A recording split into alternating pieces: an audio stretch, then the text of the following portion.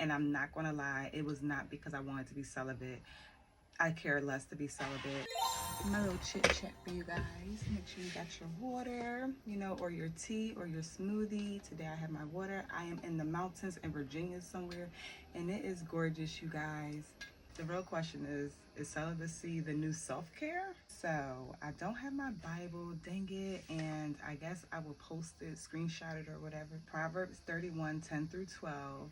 It talks about who could find a virtuous woman, for she is far above rubies, and she pretty much makes her husband feel safe and do good for the rest of his life, or something in those favors, right? The reason why I'm asking this question, is celibacy the new self-care, is because it's been over a year, you guys. Over a year. Over a year since I started my celibate journey, and I'm not gonna lie, it was not because I wanted to be celibate. I cared less to be celibate. It really started off by me gifting thyself to singleness. So if you do not know, I just overcame an intense, quick divorce. It's been 3 years now, since July 1st of 2023 is now July something 2026. Of course, the same old story. Basically moved on to another family, but I did not know that until I left my home. So it was a whole different reason why I even left my ex-husband. But the moment that I found out that he was living with a whole nother woman is when I realized, oh yeah, we're getting a divorce. Like, it's not even a separation, it's a divorce. But I actually was grateful and appreciative. Like, I have a whole divorce diary down below if you want to go check it out, because I can't really explain, because it's like literally 2 to 3 parts of this divorce situation. That's why I was so intense. Once I realized I was getting a divorce, I was thrown in the wilderness. I ended up working at a warehouse called Amazon. And to find out, I was at the Amazon that he worked at, and finding the new woman. And that was not intentional, you guys, at all. So just imagine the triggers. And then I ended up in 2 situationships. And so at two different times. Within a 2-year span, I was in 2 different situationships. They were unintentional, did not have an idea of what situationship was. Even though I did know, I didn't know how you get entangled in it. And I look up, I'm in this relationship that's not even a relationship. And I'm being loyal and faithful. And I'm like, wait a minute, just imagine all the emotions I'm feeling. I never healed from my divorce. They pretty much bumped into these 2 unintentional situationships. One was better than the other, but I knew I needed healing. My toxicity was slipping out. So I would say summer of 2024 is when I said, oh no. I was journaling a lot, because my thoughts and my emotions and my body was all doing different things. And I just was journaling, and I'm seeing that I was saying some repetitive things, and I said, D, you really want something better than this. Like, I kept saying, I don't want commitment, sure, but your emotions are saying something different. And so I really said, you know what, to get all this all cleared up, let's just gift thyself to singleness. Let's just take a step back from all of this. One, I was recognizing my toxic traits and my patterns, because let's be real, my marriage was like this too. I did not want to get married, you guys. So I did not want to end up in another marriage neither, just because I was entangled with someone, because I was stigmatized. Let's be real. And so I just did not want to end up in something like that again. I basically, in summer of 2024, I really started honing in and recognizing my toxic traits and my patterns, which was get a new number, right? We all get a new number. That's how you get rid of the next man, whatever. When I did that, I caught myself talking to someone else and almost got entangled with that person. I'm like, yo, D, like, I'm spilling all the beans, you guys. I'm being real vulnerable, and give me a thumbs up if this is cool and all, because this is all I know how to be, right? Then I even recognized I was going to be doing all this, because I had all different types of notes. But I realized I like sharing my story. That's the only way that I know how to connect and know how to be real with you guys, and let y'all know how I got where I got here.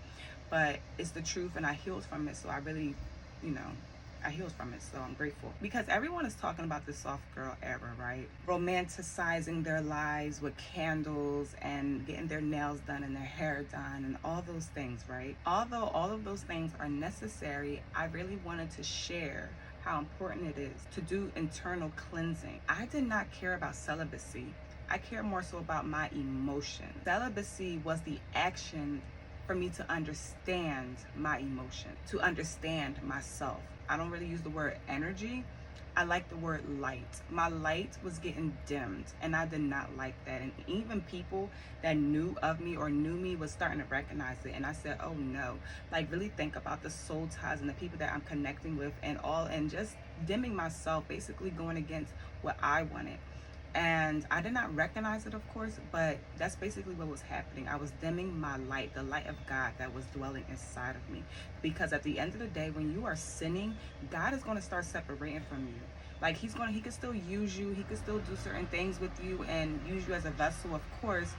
But when you want to walk in the authority of the Holy Spirit, when you want to walk in the authority of God, you have to live a certain lifestyle. There's no round about it. I looked up the definition of celibacy because I don't think it's in the Bible, of course, but on Google it means the state of abstaining from marriage and sexual relations. I did not even know that until I looked it up recently. But I know for me, I didn't, like I said, I didn't say I'm going celibate. To be honest with you, I said, okay, D, the two toxic traits that I have right now is keep getting new numbers and entertaining them and having sex. So we're going to just scratch both of them out. We're not going to get no new numbers, which I'm not going to have no sex. And I was dealing with my situationship person, which, you know, you be faithful to your situationship, right? It took me a while to detach from him. It took a nice little time because he wasn't a bad guy. He just wasn't the guy that God called for me. He wasn't even a believer, but he was a cool guy, you know? We weren't equally yoked at all. We weren't in alignment, and God did not save me from my former marriage for me to get to with a person that wasn't saved at all. That didn't make any sense. But overall, he was a pretty decent guy. It was the fantasy of it all, right? I was getting entangled and stuff, and it wasn't the life that God had for me. The real question is celibacy the new self-care? It wasn't about me going celibate. It was me taking care of my emotions. Because when you are having sex with someone, you are releasing oxytocin. And oxytocin is the love bonding hormone. And when we are releasing oxytocin as women, because we are not men, men and women are two different people. We are two different bodies. We have two different hormones. They have more testosterone. We have more oxytocin. And when we are releasing oxytocin, which is the love bonding hormone, it confuses us. That's where digmatize come from.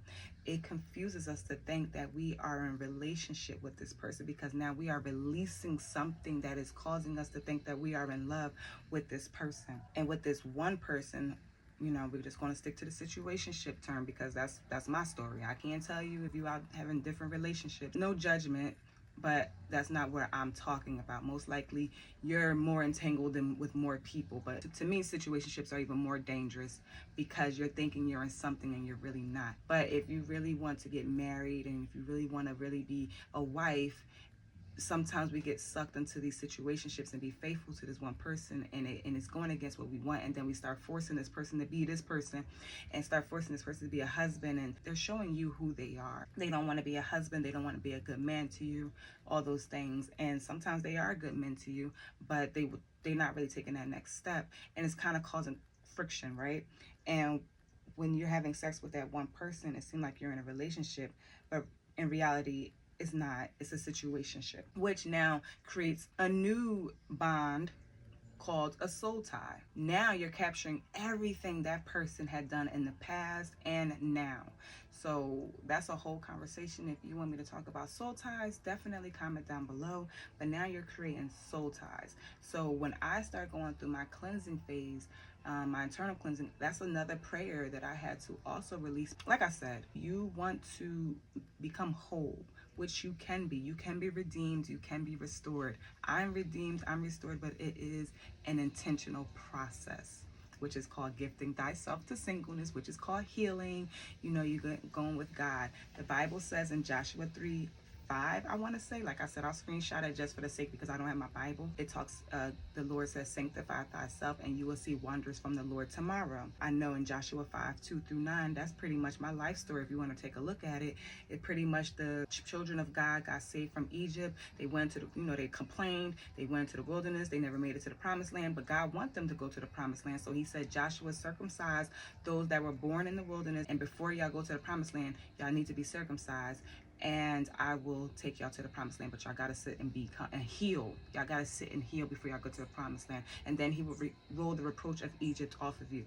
That's a whole study itself. When I dived into, and I thought it was, that's the season that I call healing. That right there, Joshua 5:2-9, is so magnificent. Take a look at it, study it, and dwell on it. It's such a beautiful book. But at the end of the day, no matter what, God is saying to sanctify, to heal. Who can find a virtuous woman? A virtuous woman is a woman who takes time to heal. Know that she is high quality. Know that she is worthy to heal. The one that's was worthy to have a quality life that has standards, right? That a woman that's not going to be entangled with all this mess. That knows who she is. That's feels cleansed within her body. She's not stigmatized. She's not entangled with a person who God did not choose for us. Like, she know who she is. If you read the bottom of Proverbs 31, her husband and her kids praise her because she feared the Lord, you know? So that's really what it takes to be a woman of God, a virtuous woman, a good wife is a woman who dwells in the presence of the Lord. Let's keep going. Oh, I did go deep. I already kind of did a lot. I actually have my notes on here from Joshua 3-5.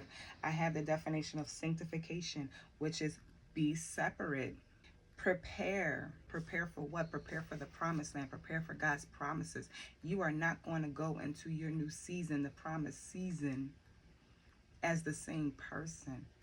You have to build a capacity. The Bible also talks about the old wineskin cannot go into new wineskin, or new wine can't go into old wineskin. Sorry.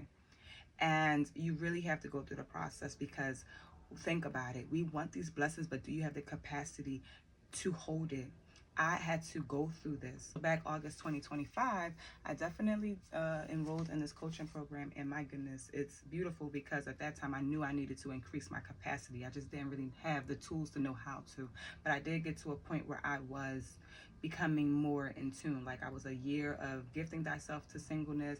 I was walking my celibacy journey, which it was pretty hard. It was times I had to run out of people's houses, run away from situations. Like, I had to lock it down, y'all. In the program, she gave me the skills and the tools to build a capacity to receive more, and I'm still working on it. Like, even me being on this YouTube channel doing this is fruit of my healing, right? So if you are interested in gifting thyself to singleness, which is going to lead to becoming that wife, but you got to take that first step, make sure you comment down below. I am open to create more videos surrounding that, because it is very important. I really think you have a good time, but I do see that there's guidance that's needed or whatever, and there's tools that need to be developed. So I'm willing to create more videos around this, so let me know down below.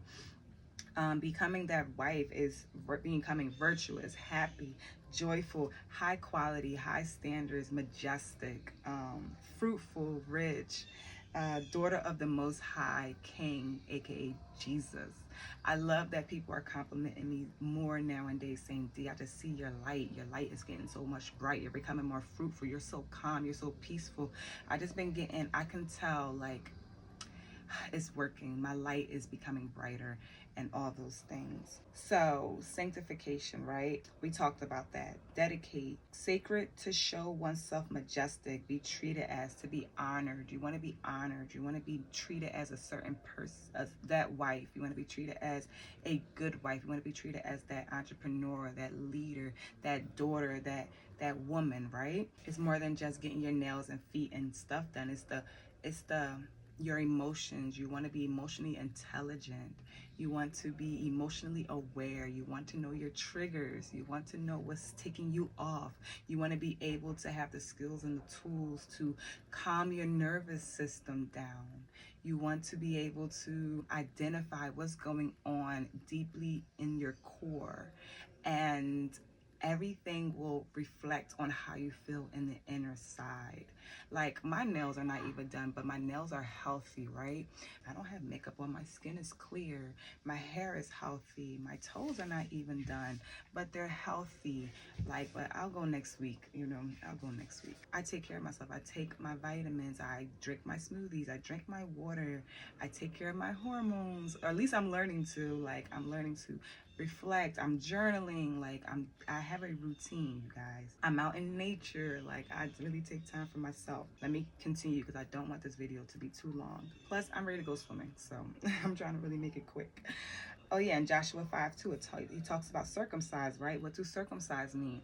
And remind you, these are not just definitions from Google. These are definitions in the Concordance Bible, which is the blue letter Bible on the app. I have an iPhone. It was suggested to me, and I've been using it for some years now, and it has the concordance inside of it. So that's how I find these definitions as well. Circumcised means cut off, cut down, cut off, cut down of destruction. I had to learn personally about self-sabotage. Like, I used to be a proud sabotager. I used to even tell people, listen, I will sabotage this relationship. It's just a matter of time. And I think guys used to like the challenge. I don't know what that was, but it would happen like within a 3-4 month. That's when I started learning, oh, I have a toxic pattern. What is this? How can I break out of this? And so I had to go through some circumcision. It was reasons why I was sabotaging something good. I was not used to good things, so I would sabotage it because I didn't have the capacity to hold good. I didn't know I was worthy to know that it was good. So yeah, we could sit here and say, oh, I want this and that, but in reality, when it comes to you, I'm not going to even say you. I sabotaged it, so I had to go into my inner child, my inner childhood, my deep-rooted childhood memories, and really dive in to what was deeply rooted for me to keep sabotaging my future. If this is where I'm trying to go, what is stopping me from getting there? So it had to get cut down. It had to get circumcised because it was destroying my blessings, my promised land, right? We all want to go somewhere. What is it going to take for you to get there? What are you sacrificing? What are you cutting down? What needs to get cut off? Reproach. The word reproach, like I said in verse 9 in Joshua 5, reproach means taunt. God wants to roll the reproach off of us, which is the taunt, the shame, the disgrace, the scorn, anything that makes us feel worthless, right? When my husband come, I wanted him to feel safe, let alone I wanted to feel safe in my own body. My emotions were not healthy. They just weren't. They were tangled up. They were chaotic. And me, I knew something was wrong because my whole journey, which I will dive into another video regardless. Like, I really want to dive into why did I get a divorce, and even before that, because it's not like I wanted to get married, but my marriage did do something to me. It changed me. So when I got out here in these streets, I thought I could be back to the single girl that I once was, but I wasn't. So that's why I journaled a lot, and I'm like, something is wrong. And I really had to dive into getting to know who I was all over again. I was not the same person. I am literally a woman who desires God's ways now. Like, I'm changed. My marriage purified me. It really made me into a different being. And when I got here out in these streets, I said, oh, it's a whole different world out here too. Like, I don't want to be like y'all. Like, I was like this back in the day, but y'all on a whole different world. Y'all on a whole different level. I don't want nothing to do with this. I prefer to be different and really just be a good woman for real. Like, I'm intentionally a good woman now. So it's not like I was born like this. I was raised the whole opposite. But I don't want to be out here doing these things to these men out here. These men, it's just terrible. It's too much. Too much toxicity going on. And I didn't want to keep entertaining and playing with people's emotions. Like, that's just not good. That's just not healthy. And then you ending up in an unintentional relationship that's not even in alignment with who you want to be or who you want to be, period. Like, it's not right, and nobody is like really taking care of each other no more. So I decided to do no sex and no numbers for a month. I started off as a month, you guys. And like I said, it's been over a year. I'm so grateful. Like, I'm really like, nobody's on me, like none. I have no roster. To answer the question, is celibacy the new self-care? For me, it actually has been. It's been my new self-care.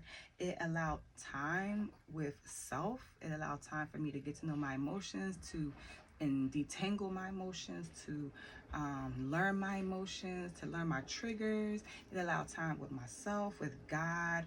It allowed time with me just taking care of my body, what my body likes.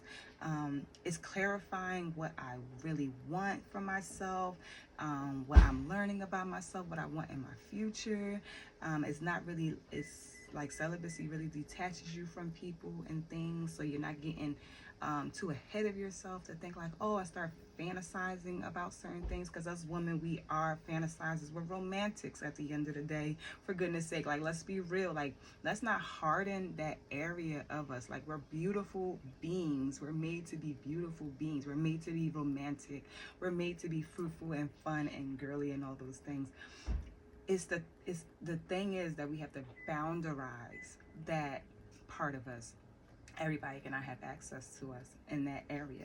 And so it's nothing wrong with being fun and flirty, and not sexually, but fun and youthful. But it's all about how we're presenting it and who we're presenting it to. And healthy boundaries is definitely something that I had to learn. So of course, comment down below if you want more. We're going to talk about all of this regardless, so it doesn't matter. My celibacy gave me time to heal from my traumas and unlocking resistance, right? I'm more calm. I handle situations more different. I take care of myself. And as you take care of yourself, others are actually going to want to take care of you, because that's a whole conversation. I know, like, the masculine and the feminine spectrum is real. Like, the masculine loves the feminine. It's just that we have so many feminine men and too many masculine women is kind of taking us off balance. But if we go back into our lanes, you'll see that it will fall into place. And I've been seeing that the masculine loves taking care of me, which I am dwelling in my femininity more. And I don't even have to give anything. I don't have all. They just love being in my presence. They just love being just in my presence. Like, that's enough. Like, I really get thanked and appreciated for just thank you for letting me be in your presence. Just thank you. I just want to just give you this or that and this, that, or can I take care of you? What can I do for you? And I'm like, oh, thank you. And I'm just real appreciative, because I really am. Because I take care of myself. So it's like, of course this is meant for me. Of course this is what I require. Like, of course. I just, like, of course. Thank you. So it allows me to embrace my femininity and rest in my womanhood, which is the first thing I said when I left my ex-husband, is I'm ready to be a woman. I'm ready to be in my own lane. And yeah, if you read my audios, because I was just recording, but now I'm trying to show my face more, because once again, I have a coach too, you guys. So it's like being challenged to show my face, which I am actually happy about.